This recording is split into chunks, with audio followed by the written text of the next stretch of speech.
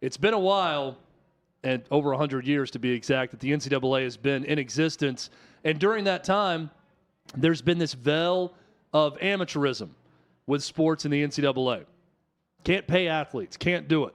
Never going to happen. That's what separates the pros from college sports. One gets paid, the other doesn't.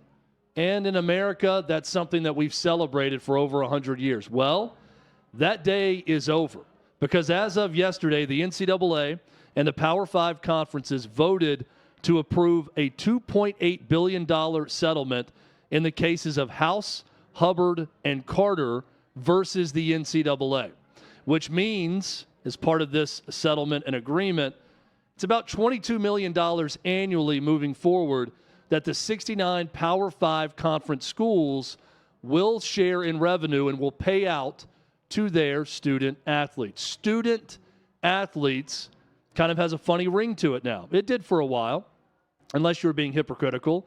You understood that the term student athlete meant different things to different people, and at times meant nothing at all. Because at the highest level of college sports, which is a uniquely American institution, by the way, nowhere else in the world do we celebrate college athletics the way we do here in the United States, and nowhere else in the world does it make as much money as it does in the United States of America. So at some point, the rubber was going to meet the road, and athletes were going to partake in all of the profits and money that was being made in college sports. That day was yesterday. So what does all of this mean? Again, the basics of this, pretty simple. The NCAA and the Power 5 conferences decided that they had to move on this. The Supreme Court was against them. The public was against them. And most importantly, lawsuits, antitrust lawsuits were going against them. So in order to protect themselves from these lawsuits and possible future litigation, they got together and said, what makes sense? What's something we can compromise with and agree on moving forward that maybe we can pull off? And the number they came up with was $22 million annually. How did they get to that number? $100 million is the average revenue each year for the Power 5 schools. Now, keep in mind, I said average of the Power 5 schools. So they took that and they said, okay, $22 million. So $22 million, that's a cap of $22 million approved. Now, you don't have to spend that completely. But again, $100 million being the average, all right? Ohio State was number one in revenue. Ohio State made $250 million in revenue last year. So $22 million is 8% of their budget. Arkansas, this shows you the variation. Arkansas finished 20th nationally.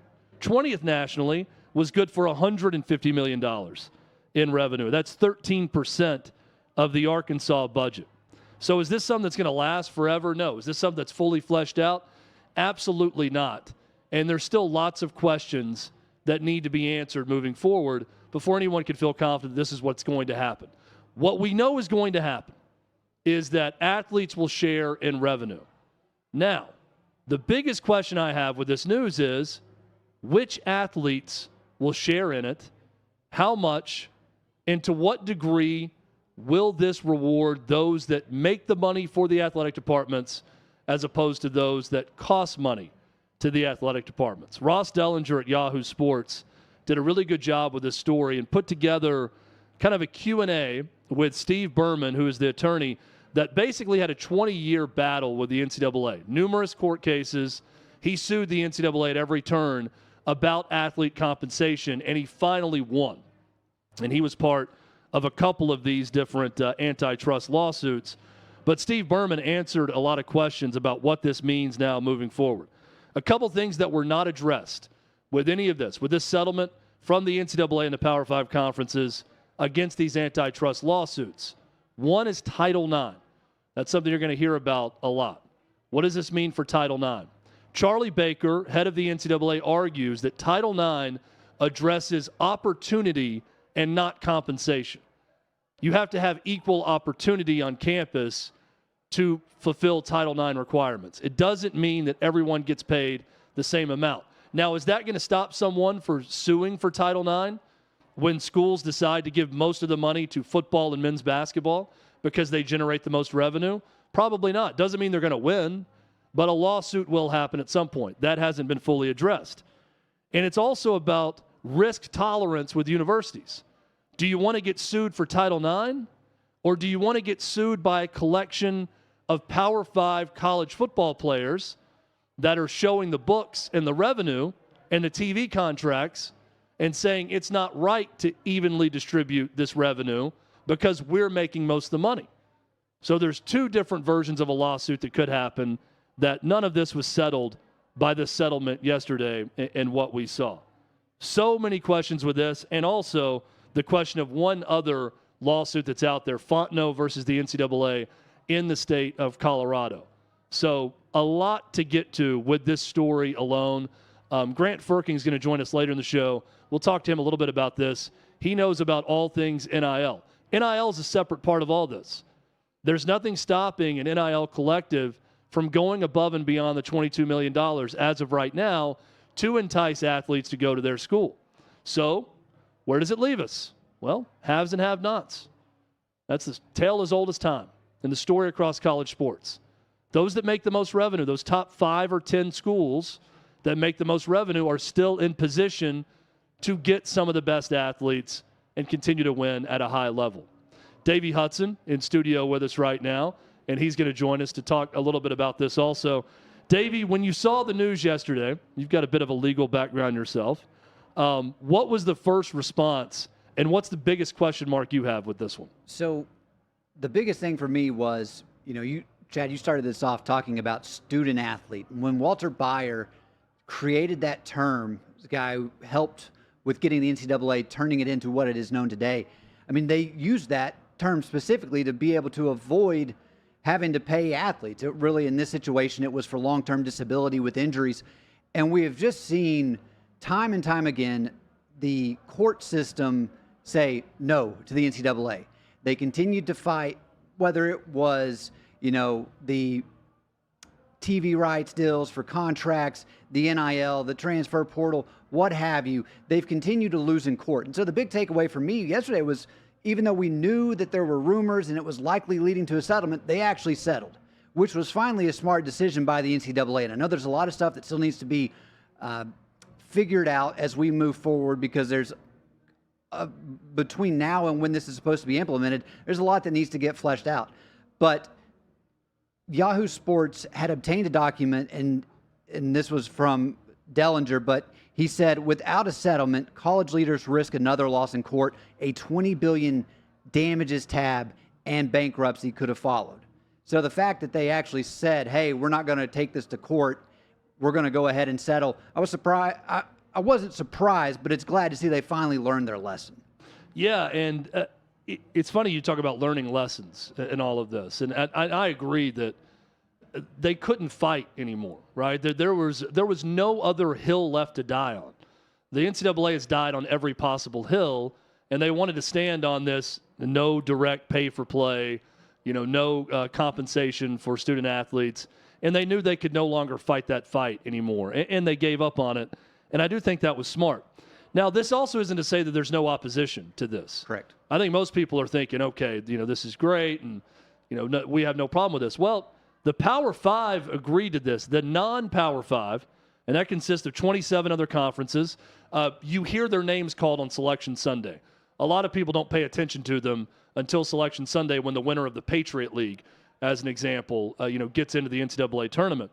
But those 27 other conferences, this breakdown of how the $2.8 billion is going to be distributed. Now, this money is going to go back to athletes going back to 2016 and future athletes. These payments will be made out, and I believe not evenly distributed. They have not yet determined how exactly they'll distribute the money, but it's not going to be even across athletes in all sports. But here is the agreement on the settlement of how it's going to be paid back. Of the $2.8 billion, the NCAA is on the hook for $1.1 billion. Again, all this will be paid out in annual increments over 10 years. The Power 5 will pick up the bill for $664 million of that. The other 27 conferences are on the hook for $960 million. Now, most of these other conferences and a lot of the schools in these conferences, they struggle to even make budget most years. So asking this of them, to me, is a very tall order for the NCAA and for the Power Five. Davey, that's the first thing I thought with this was they're going to pay $990 million over 10 years. Yeah. That's a lot. And again, cause and effect. What's going to happen now? I think sports are going to get cut. I think they're going to have to find a way. If they're going to be held over the fire to pay this money at the non-Power 5 level, it's going to result in maybe less scholarships eventually, less sports, because funding is going to have to go somewhere. And right now it's going towards the settlement. They are. And you were breaking down those figures, and whenever you look at the non-Power 5, I guess now we're going to have to refer to it as the non-Power 4 with the Pac-12 going away. You know, the big thing for me was they likely, the power conferences held over their head. It's like, hey, either you chip in on this or we stop giving you those checks to come play us.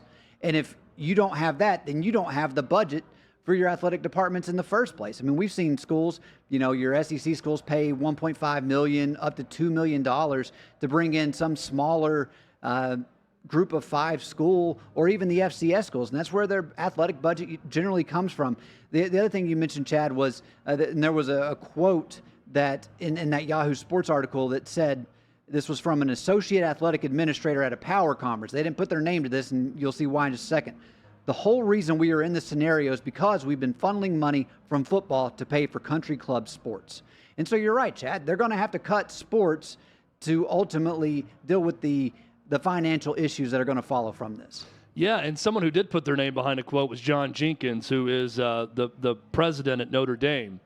And he said the following also, which jumped out to me. Quote, "The settlement, though undesirable in many respects and promising only temporary stability, is necessary to avoid what would be the bankruptcy of college athletics." So this is a huge step, and it's a new day in college sports. And I'm not denying any of that. I still think, though, we're at half measure points right now. Maybe not half, maybe three-quarter measure, but not a full measure because not everything has been solved. Yep. But what John Jenkins is saying is correct. I don't think any of the schools ultimately want it this way exactly, and certainly those non-Power 5 schools, or Power 4, as you said, Davey, non-Power 4 schools, they don't want it this way. But, you know, like Backstreet Boys, you want it this way because if not, the other way is no college sports. That the NCAA model and the NCAA doesn't exist. So this is a temporary Band-Aid to make sure college sports continue to happen until they figure out the details. And again, this is just, you know, you started to see the reports. We don't know exactly where this is going to go, but like private equity firms buying into college sports teams, you know, like you've seen with bigger programs like the Dodgers, or at the professional level, the Dodgers, Man City, all these programs that are these organizations that you just know on a name level. You're going to see that likely happen with schools like Alabama, Michigan, Ohio State. It's here, and it's not going to where I know a lot of people are frustrated that we've gotten to this point, but we were at a breaking point, and whenever you're looking, Chad, at what is next to come as far as the things we don't know, what's the one thing that you're really keen on trying to figure out? Like, all right, well, is it going to be the Title IX issue, the enforcement policies whenever it comes to the recruiting and the NIL? Because there's just so many questions we still don't have the answers to. Well, and what do we want in college sports? Also, because I've said for a long time, it's going to become the NFL. And the NFL is the most popular thing in America, but what we like about college sports oftentimes, I don't think is what we like about the NFL. I do believe that there's the imbalance to it is part of what we celebrate about college sports in a weird way. And do we really want it where every program just has $22 million to spend? I like that because then it's about, you know, who's the smartest. How do you – now you still have inherent advantages. You're recruiting from a talent pool from high school that gets to choose you. You're not drafting, so it's not going to be just like the NFL. But if we're talking about truly everyone has $22 million to play with, and that is a hard salary cap, then it evens the playing field. But we're still not there because the schools, as I mentioned, Ohio State makes $250 million in revenue. That's last year. That number is going to go up 20th nationally. We're talking about 69 schools. 20th nationally makes $150 million. That's a $100 million drop-off. There's still nothing stopping the Ohio State Buckeye Collective, or whatever it's called, to spend more money to outspend Arkansas or other schools around them. So that is not going to stop. There's still going to be a competitive advantage for a lot of the schools. And I think there's something about college sports that we like the Cinderella story, but we like the power programs too. And knowing the ones that have the money, it's not even across the board. It never has been. And as of right now, it still isn't. I mean, that's a good point. Like, we want to see, in the first round, a couple of upsets in the NCAA tournament, but come Final Four, like, give me the Blue Bloods. Yeah. A couple just factors to think about, too, with college football or other sports. There will be roster limitations. Now, there's no more walk-ons with this settlement. Everyone's got to be on scholarship. So that could get dicey for college coaches that are used to having 85 to 115 players if you've got some walk-ons who could play for depth. That's going to change things. It's going to help basketball, baseball, softball. You think about sports that have a scholarship limitation. Now all of those athletes are on full scholarship. That's going to help those sports a lot. And the transfer portal is going to be affected, I think, in a positive way. Because with this, you can sign players to multi-year contracts as part of this $22 million revenue share. So that's going to limit the amount of transfer portal additions, which I think could be a good thing